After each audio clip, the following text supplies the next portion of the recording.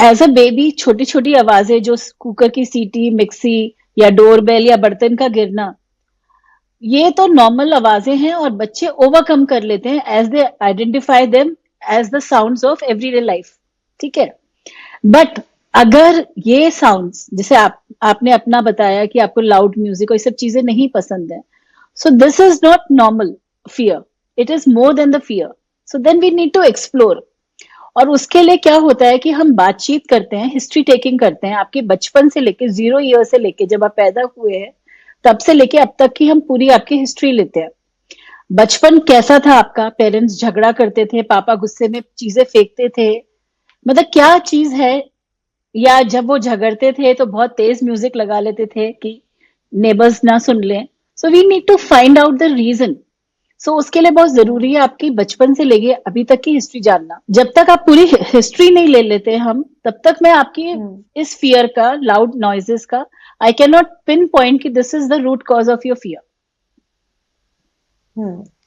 तो एक बारी जब हमें हिस्ट्री मिल जाती है एक पर्सन की कि उस में ये हुआ है, तो हमें कैसे पता चलता है कि हमें और पास्ट में जाने की जरूरत है, in the sense more past life. So अगर हम स्पेसिफिकली पास्ट लाइफ रिग्रेशन को एज अ टूल यूज करें, हिप्नोथेरेपी को एज अ टूल यूज करें ये फियर को एक्सप्लोर करने के लिए, तो हमें हिस्ट्री लेने के बाद कब पता चल जाता है कि हमें और रिग्रेस करना है इंसान को? ओके, देखो हिस्ट्री ट्रांस में नहीं होती। हिस्ट्री इज जैसे हम बातचीत कर रहे हैं, ठीक है ना। सो उसमें अगर मुझे कोई रीजन नहीं मिली, आपका चाइल्डहुड बहुत स्मूथ था, कोई झगड़े, कोई नॉइजेस, शोर शराबा, चीखना चिल्लाना नहीं था, I don't find any event in your current life which is the root cause of your fear of loud noises. In that case I will explore कि ये किस पास्ट लाइफ से आ रहा है। इसकी रूट कॉज हमें हिस्ट्री टेकिंग में नहीं मिलती, तो हम इसकी रूट कॉज फाइंड करते हैं पास्ट लाइफ रिग्रेशन सेशन में। तो past life regression session actually होता क्या है इन इट्स टोटलिटी? व्हाई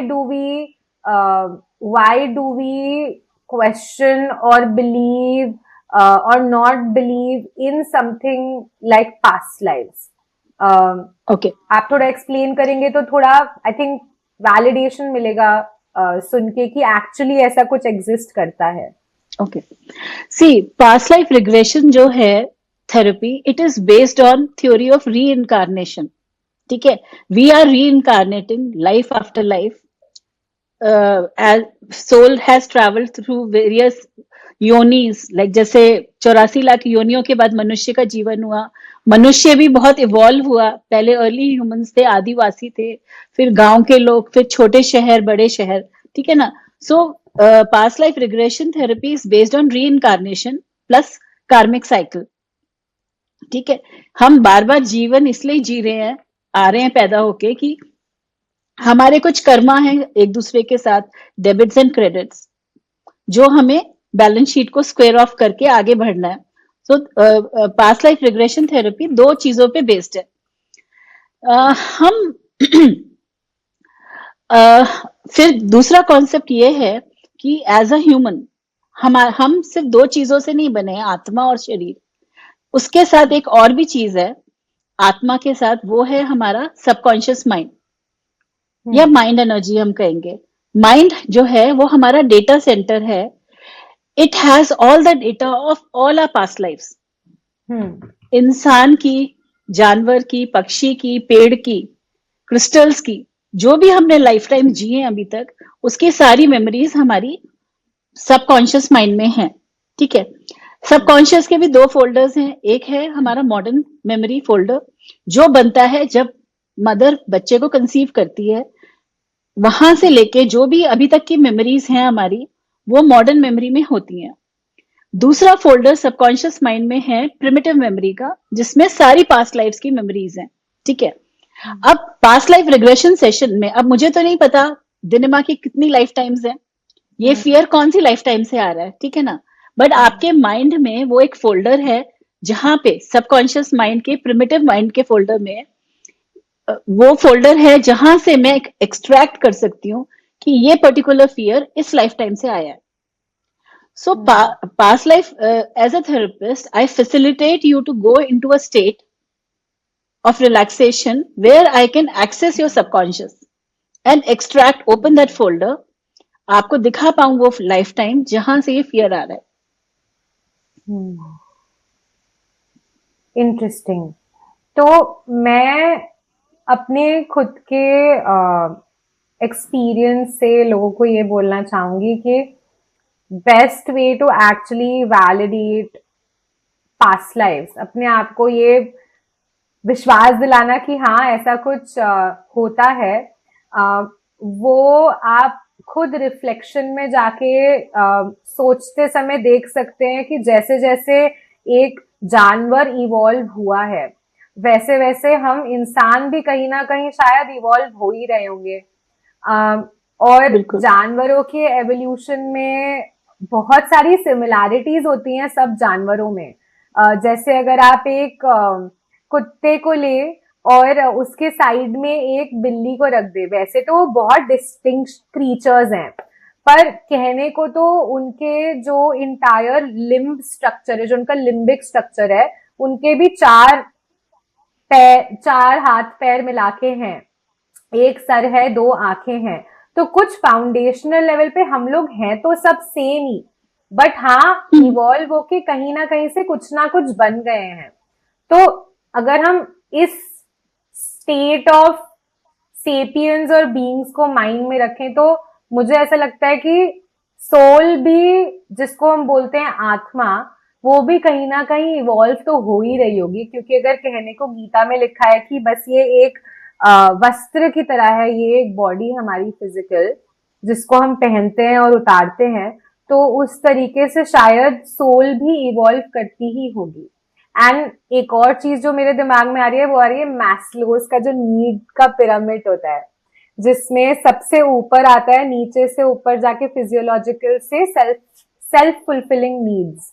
कहीं कहीं लिखा है सेल्फ एक्चुअलाइजेशन भी बोलते हैं उसे. आई थिंक वो डिफरेंट पिरामिड होगा शायद, but there is one space जहां सेल्फ एक्चुअलाइजेशन भी होती है. तो I feel like that self in the self actualisation is actually that atma, कि हमारी वो नीड होती है जानना कि हम एक्चुअली हैं कौन.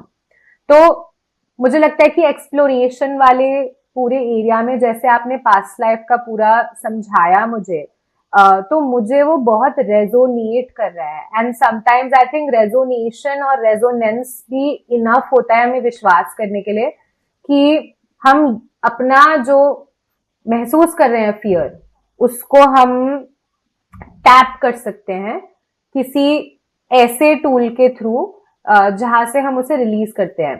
तो अब मैं आपसे पूछना चाहूंगी रिलीज के बारे में. मैंने आइडेंटिफाई कर लिया, हिस्ट्री ले ली, एक्सप्लोर कर लिया, पास्ट लाइफ रिग्रेशन में मुझे विश्वास हो गया, मुझे मेरी थेरेपिस्ट ने बता दिया कि सेशन कैसे होता है. तो अब हीलिंग जो होती है वो फील करके रिलीज के बाद आती है.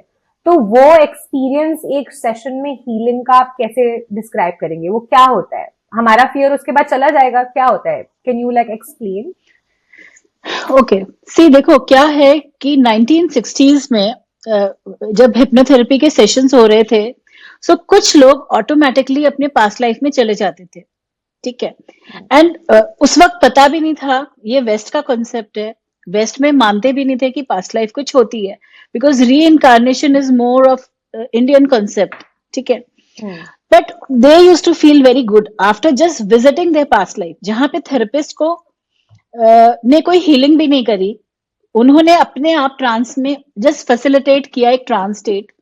क्लाइंट खुद पास्ट लाइफ में चला गया, उसने देख लिया वो lifetime. Even then the client use to feel good. So इस चीज को और एक्सप्लोर किया गया और पास्ट लाइफ रिग्रेशन को सीरियसली लिया गया. ठीक है, एज अ थेरेपी यूज किया गया. अब क्या होता है, जो चीज अभी तक तो मुझे नहीं पता था, सपोज फॉर एग्जाम्पल लोगों को एयरक्राफ्ट से बहुत डर लगता है कई लोगों को. I have 3-4 clients who were very scared of taking a flight, जिसकी वजह से उनका करियर भी इफेक्ट होता था, क्योंकि दूर शहर जाना है जहां पे फ्लाइट ही अवेलेबल है या इंटरनेशनल ट्रैवल करना है, वो लोग करते नहीं थे क्योंकि उनको डर लगता था फ्लाइट से. ठीक है.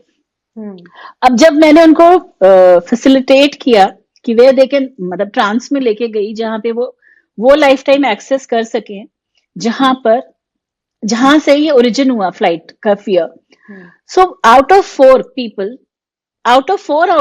People were from those life times जहां पे वॉर्स थी, world war 1, world war 2, aircraft crash हुए और उनकी डेथ हुई. And when they experience the whole thing, देखो जो चीज हम देख लेते हैं तो it is easy to release that. Now we know the logical reason about our fear, and now they are leading a normal life. They are traveling.